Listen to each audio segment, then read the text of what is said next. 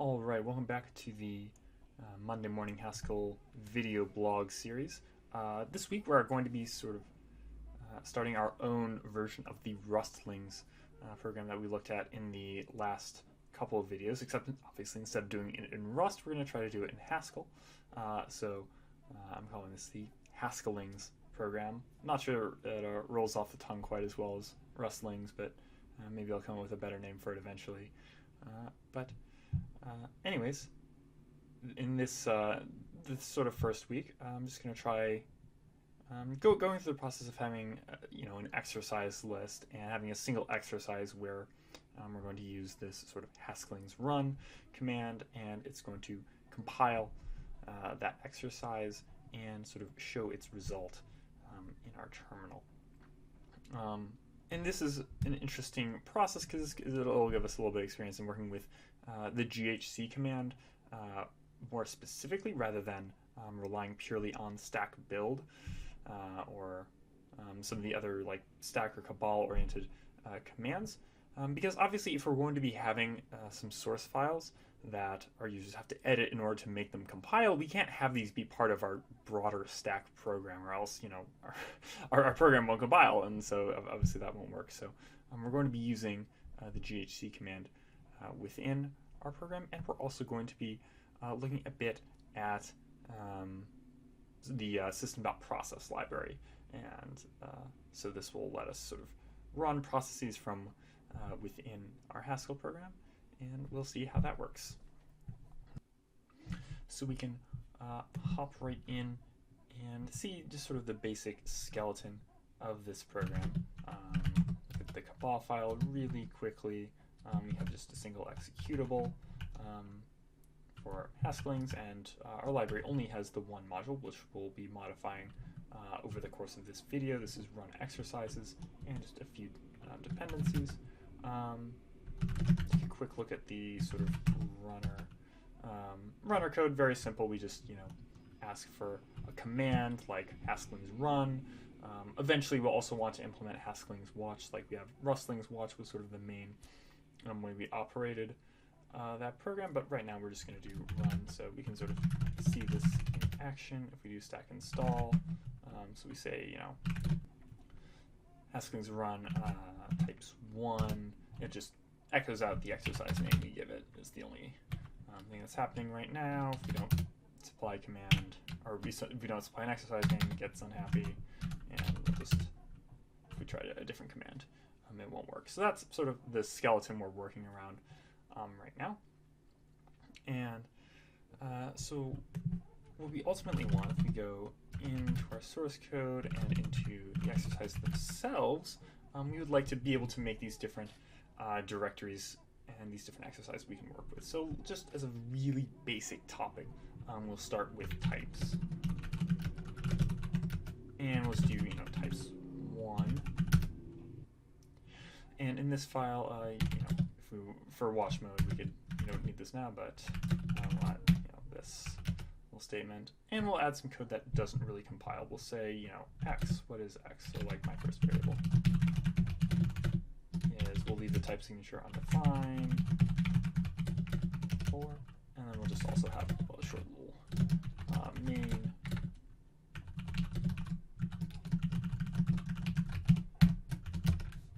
So this is what we might start the exercise out as. Obviously what we would want the user to do is fill in this type signature with something like int, but that's sort of their goal in the end.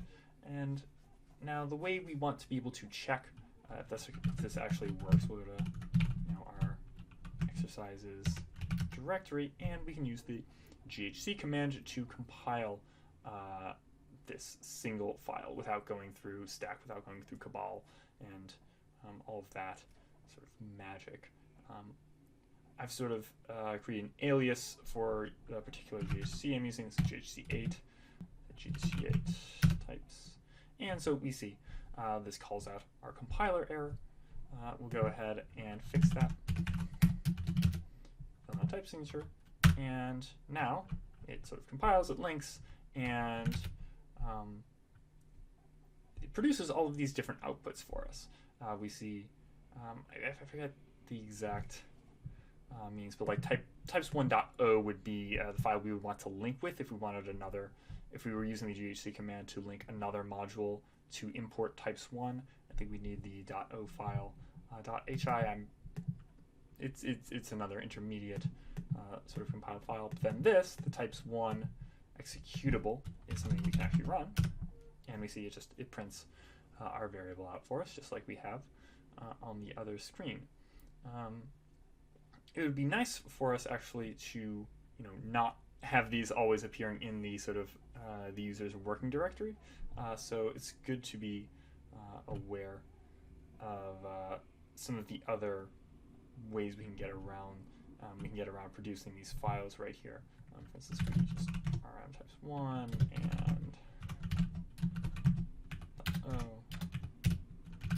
okay, so we're back to just having our source file. We can add a few more arguments here, like so we're going to compile types1.hs. We're going to say .-odir.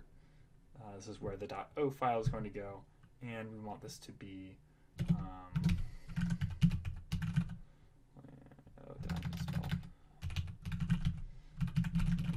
files, and we also want the hi file to go there as well. So we need a separate argument for that. And this -o, this is where the final output of our product, and this needs to be the full file path rather than simply a directory. And we'll see how that works. So now we have no additional files created in this directory,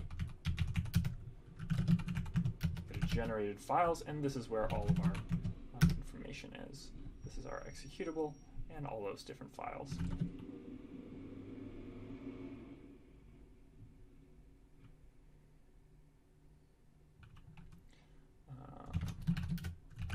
So we'll get rid of those, and so we'd like to be able to do this process from within sort of our Haskellings program, because obviously the user we're not going to have the user typing these sort of GHC commands on their own.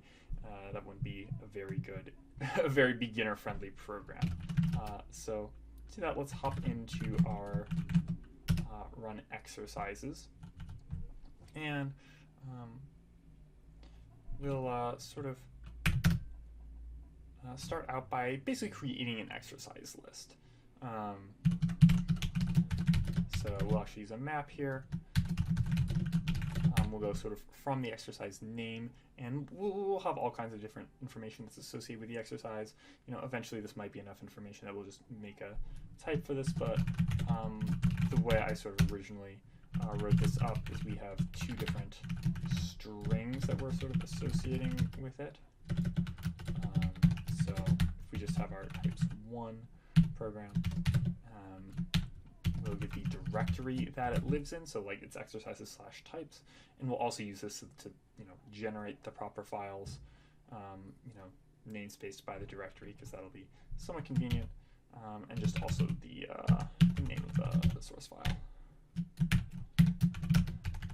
So first thing we had better do here is we'll look up whether this exercise exists or not.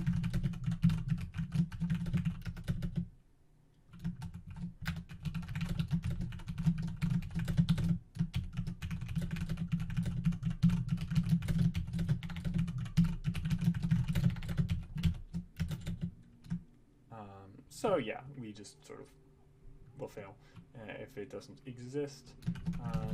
Otherwise, we'll get out sort of our directory path,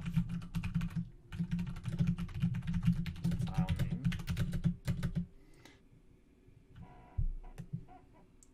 and now we're going to start getting into some directory mechanics, and this is all going to be really, really rough for right now.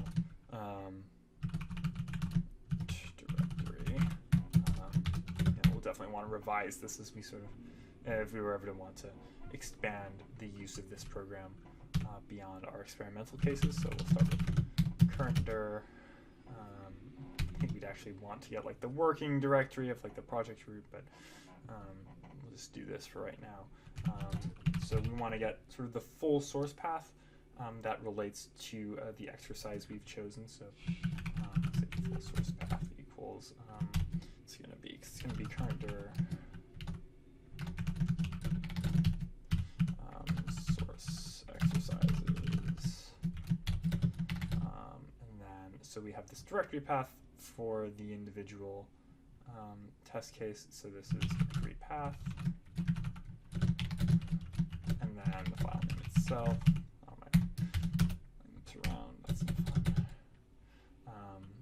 And then we'll get the generated directory path. So we get the project root and then generated files. Sort of add the directory path just to namespace things a little better. We'll have the generated executable path. And so that's actually, well, I want to say gender path. And then exercise name. We need the slash there.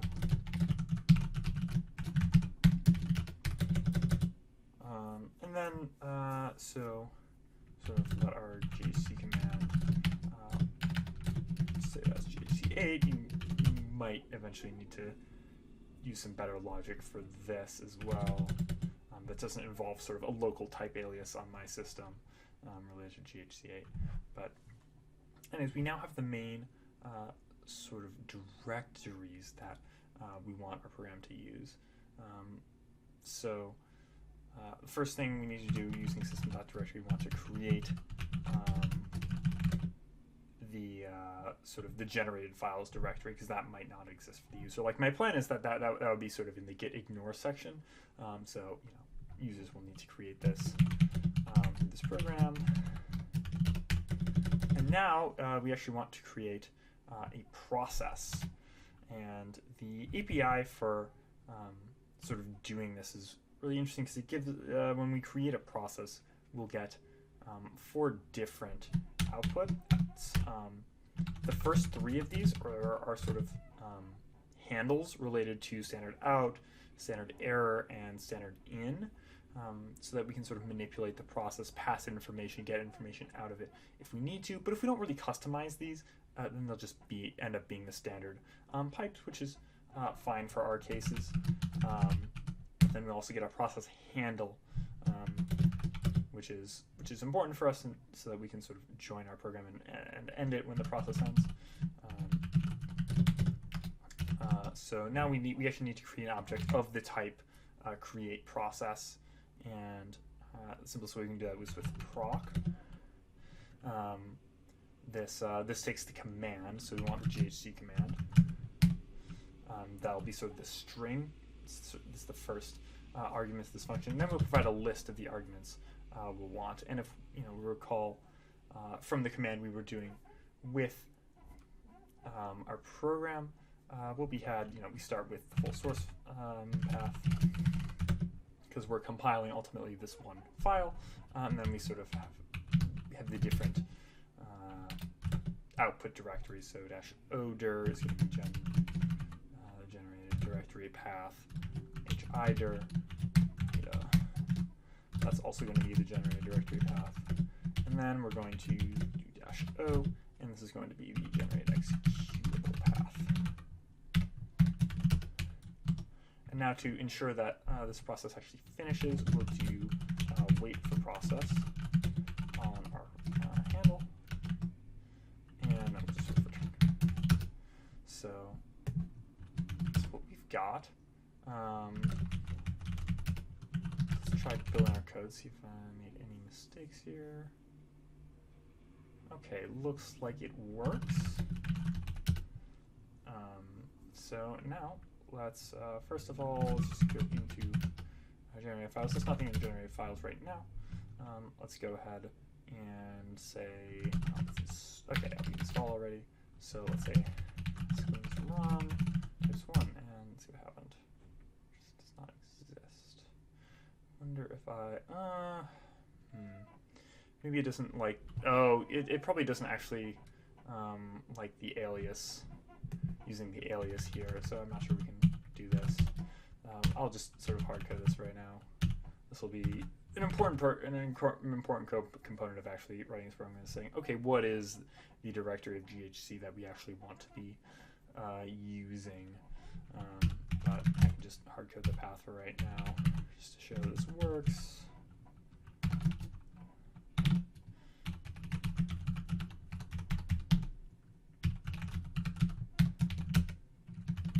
Hopefully this will work out.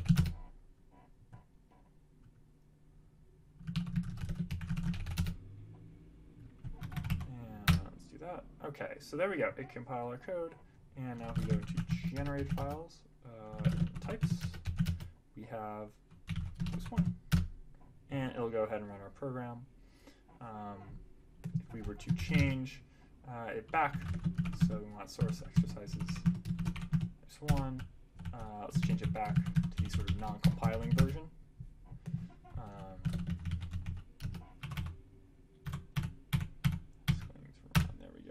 Now, you see that it tells us that our program doesn't compile.